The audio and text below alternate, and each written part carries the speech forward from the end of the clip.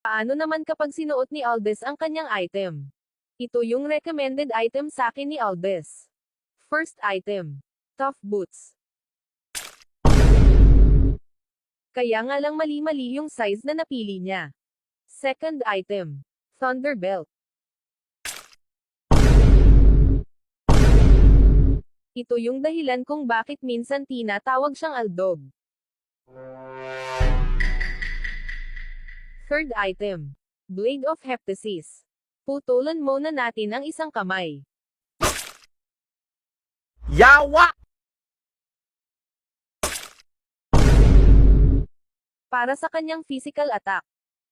Fourth item. Malefic Roar.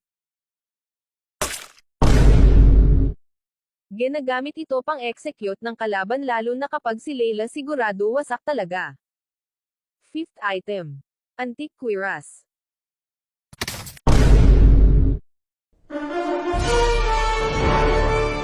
Para pang depensa sa physical attack. Sixth item. Athena Shield. At ayan, kompleto na.